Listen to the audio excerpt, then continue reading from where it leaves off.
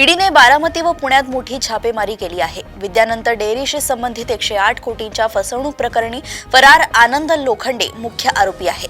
त्याला आमदार रोहित पवार यांचा निकटवर्तीय मानले जाते। लोखंडेवर एकूण 350 कोटींच्या अपहाराचा आरोप आहे। आगामी महापालिका निवडणुकीवर पुन्हा वादळ घोंगावत आहे। महापालिका निवडणूक पुन्हा लांबणीवर पडण्याची दाट शक्यता आहे।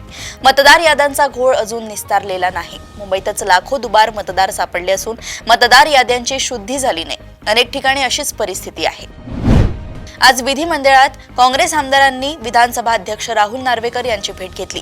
विधिमंडळात ठाकरे गटाच्या 20 आमदारांमध्ये 14 आमदारांची पुढील जागेत बसण्याची व्यवस्था करण्यात आली आहे। काँग्रेसच्या 16 आमदारांपैकी फक्त 4 आमदारांना पुढे जागा दिली आहे। हे काँग्रेस आमदारांना पटलेलं नाही। नाशिक शहरात एकूण 477 हॉटेल्स आहेत, ज्यापैकी 179 हॉटेल्सनी फायर ऑडिट सादर केलंय। मात्र 298 हॉटेल्स चालकांनी फायर ऑडिट सादर केलं नाही। त्यांना प्रथम नोटिसा बजावण्यात आल्या आहेत। कोणताही प्रतिसाद न मिळाल्यास संबंधित हॉटेल्सचं नळ कनेक्शन कट केलं जाईल, अशी माहिती महापालिकेनं दिली आहे। मुंबई महापालिकेच्या अग्निशमन दलातर्फे 22 डिसेंबर ते 28 डिसेंबर 2025 दरम्यान विशेष अग्निसुरक्षा मोहीम राबवण्यात येणार आहे। या मोहिमेअंतर्गत आस्थापनांनी अग्निसुरक्षेबाबतच्या नियमांचे उल्लंघन केल्यास त्यांच्यावर महाराष्ट्र आग प्रतिबंधक व जीवन संरक्षक उपाययोजना अधिनियम 2006च्या तरतुदीनुसार कारवाई केली जाईल। विधानसभा अध्यक्षांनी सरकारला टोल वसुलीबाबत महत्त्वाचे निर्देश दिले आहेत। 8 दिवसात वसुली थांबवण्याचा अल्टिमेटम दिला असून शासन निर्णय लागू असूनही अंमलबजावणी न झाल्यास कारवाईचा इशारा दिलाय। महाराष्ट्रात विशेषतः मुंबई परिसरात भाषेच्या नावावर लोकांना मारहाण केली जात आहे, त्यांचा अपमान केला जातोय, त्यांच्या दुकानांची तोडफोड केली जात आहे, अशी टीका समाजवादी पक्षाचे आमदार अबू आझमी यांनी विधान भवन परिसरात केली आहे। पुण्यात 17 वर्षीय अल्पवयीन मुलीसोबत संतापजनक घटना समोर आली आहे। महाविद्यालयीन तरुणाने मुलीला शाळेत सोडण्याच्या बहाण्याने घृणास्पद प्रकार केलाय। पोलिसांनी कारवाई करत या प्रकरणातील आरोपीला ताब्यात घेतलंय।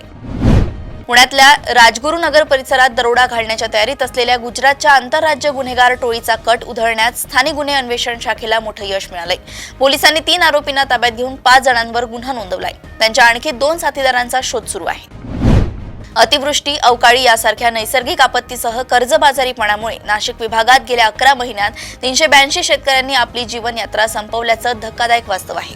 जास्त घटना एकट्या जळगाव जिल्ह्यात घडल्या असून त्याचे प्रमाण जवळपास एकूण घटनांच्या निम्मे आहे। गडचिरोली येथे दंडकारण्यातील माओवादी चळवळीला सुरक्षा यंत्रणेने 10 डिसेंबर रोजी आणखी एक हादरा दिलाय। पोलीस महासंचालक रश्मी शुक्ला यांच्या उपस्थितीत तब्बल 11 वरिष्ठ माओवादी सदस्यांनी आत्मसमर्पण केले। राज्य निवडणूक आयुक्तांना त्यांच्या पदावरून हटवण्यात यावे असा प्रस्ताव काँग्रेस नेते आणि आमदार नाना पटोले यांनी आज विधानसभेत मांडलाय।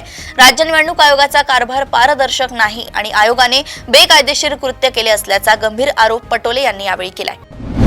बार्शी सोलापूर मार्गावर भीषण अपघात झालाय। या अपघातात आजोबा आणि नातवाचा दुर्दैवी मृत्यू झाल्याची घटना घडली आहे। टिप्परने दुचाकीला धडक दिली आणि दुचाकीने पेट घेतला, यामध्ये दोघांचा मृत्यू झालाय।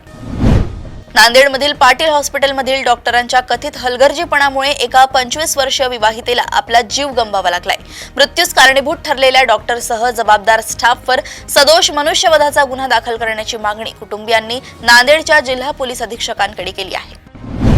वर्धा जिल्ह्यातील कारंजा घाडगे या ठिकाणी सुरू असलेला ड्रग्ज कारखाना महसूल गुप्तचर संचालनालयानं उद्ध्वस्त केलाय। ऑपरेशन हिंटरलँड ब्रू अंतर्गत महसूल गुप्तचर संचालनालयानं ही कारवाई केली। या कारवाईमध्ये 192 कोटी रुपये किमतीचं 128 किलो मेफेड्रोन जप्त करण्यात आलंय। गुजरातमधील राजकोट जिल्ह्यात एका 7 वर्षांच्या चिमुरडीवर अतिशय क्रूरपणे बलात्कार केल्याची धक्कादायक घटना समोर आली आहे। आरोपीने बालिकेच्या गुप्तांगात लोखंडी सळी घालून गंभीर इजा केली। पोलिसांनी तातडीने कारवाई करत 35 वर्षीय आरोपी रामसिंग याला ताब्यात घेतलंय। बिहारच्या 41व्या पाटणा बुक फेअरमध्ये मैं नावाचे पुस्तक सर्वाधिक चर्चेत आहे। या पुस्तकाची किंमत 15 कोटी रुपये ठेवण्यात आली आहे। संपूर्ण जगात या पुस्तकाच्या केवळ 3च प्रती असल्याचं म्हटलं जातंय। देशाचे माजी सरन्यायाधीश भूषण गवई यांच्या दिशेने बूट भिरकावणाऱ्या राकेश किशोर या वकिलाला चपलेने मारहाण करण्यात आली आहे। त्याचा व्हिडिओ सध्या सोशल मीडियावर व्हायरल होत आहे। दिल्लीतील करकडुमा कोर्ट परिसरात घडलेली घटना आहे। सर्वोच्च न्यायालयाच्या ऐतिहासिक निर्णयाचा परिणाम म्हणून अनुसूचित जातीची महिला आणि खुल्या प्रवर्गातील पुरुष अशा दाम्पत्याच्या पोटी जन्मलेल्या मुलांना SC प्रमाणपत्र मिळू शकेल। उच्च जातीच्या कुटुंबातील सुविधांसह वाढलेली ही मुले देखील या प्रमाणपत्रासाठी पात्र ठरू शकतात। काँग्रेसचे ज्येष्ठ नेते आणि खासदार शशी थरूर यांनी HRDS इंडिया या स्वयंसेवी संस्थेकडून देण्यात येणारा Veer Savarkar international impact award 2025 स्वीकारण्यास स्पष्टपणे नकार दिलाय. त्यांच्या पूर्व सहमतीशिवाय त्यांचे नाव पुरस्कारासाठी जाहीर करणे हे याचे मुख्य कारण आहे. पाकिस्तानचे लेफ्टनंट जनरल अहमद शरीफ चौधरी यांनी एका पत्रकार परिषदेत महिला पत्रकार अब्जा कोमल यांना प्रश्न विचारताना डोळा मारला, ज्यामुळे सोशल मीडियावर प्रचंड टीका झाली आहे. इम्रान खान यांना जेहनी मरीज म्हणण्याचा त्यांच्या वक्तव्यावरही लोकांनी आक्षेप घेतलाय. भारताने आज अरबी समुद्रावर फ्रान्स आणि संयुक्त अरब अमिराती सोबत एक मोठा हवाई लढाऊ सराव सुरू केलाय, ज्याचा उद्देश त्रिपक्षीय संरक्षण सहकार्य मजबूत करणे आहे, ज्यामुळे पाकिस्तानची झोप उडाली आहे. इंडोनेशियाची राजधानी जकार्तामध्ये मंगळवारी दुपारी एका 7 मजली ऑफिस इमारतीला भीषण आग लागल्याची घटना समोर आली आहे. या दुर्घटनेत आतापर्यंत किमान 20 जणांचा मृत्यू झालाय. राज्य नगरपालिका निवडणुकांमुळे MPSCने गट ब व गट क परीक्षांच्या तारखा बदलल्या. मात्र आता गट ब परीक्षेची तारीख 4 जानेवारीला आल्याने याच दिवशी UGC नेट परीक्षा असल्याने विद्यार्थी संभ्रमात आहेत. आयोगाने इतर परीक्षांचा विचार न केल्याने एका परीक्षेला मुकावे लागल्याची शक्यता आहे. नाशिकमध्ये TET परीक्षेत इंग्रजी माध्यमाच्या विद्यार्थ्यांना मराठी प्रश्नपत्रिका मिळाल्याने गोंधळ उडाला होता. राज्य परीक्षा परिषदेकडे अहवाल जाऊन 15 दिवस झाले तरीही निर्णय नाही. यामुळे विद्यार्थी हतबल झाले असून नुकसान भरपाईची मागणी करतायत. राज्य मंडळाने 10वी-12वी परीक्षा अर्ज भरण्याची अंतिम मुदत परीक्षेच्या 20 दिवस आधी निश्चित केली आहे. 12वी साठी 21 जानेवारी तर 10वी साठी 30 जानेवारी पर्यंत अर्ज स्वीकारले जातील. मायक्रोसॉफ्टचे CEO सत्या नडेला यांनी पंतप्रधान नरेंद्र मोदी यांची भेट घेतली आहे. या भेटीत मायक्रोसॉफ्टने भारतात $17.5 अब्ज गुंतवणूक करण्याचे आश्वासन दिले. EPFO कडून कर्मचाऱ्यांसाठी लवकरच एक आनंदाची बातमी मिळण्याची शक्यता आहे. येत्या आर्थिक वर्षात म्हणजेच 2025 ते 26 साठी PF खात्यावरील व्याजदरात वाढ होण्याची जोरदार चर्चा सुरू आहे. यामुळे तुमच्या PF खात्यात जमा असलेल्या पैशांवर मिळणाऱ्या व्याजात वाढ होईल आणि तुम्हाला बचतीचा अधिक फायदा मिळेल.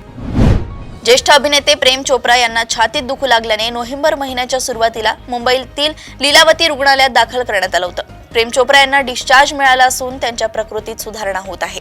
त्यांना गंभीर आर्टिक स्टेनोसिस असल्याचं निदान झाल्याची माहिती शर्मनने दिली आहे. कटकमध्ये खेळल्या गेलेल्या पहिल्या T20 सामन्यात भारतीय संघानं दक्षिण आफ्रिकेचा 101 धावांनी पराभव केलाय. या सामन्यात टीम इंडियाचा वेगवान गोलंदाज जसप्रीत बुमराहनं खास विक्रम केलाय.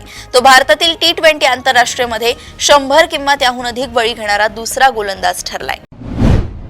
अशाच सुपर 30 बातम्या जाणून घेण्यासाठी बघत रहा देशोन्नती. नमस्कार.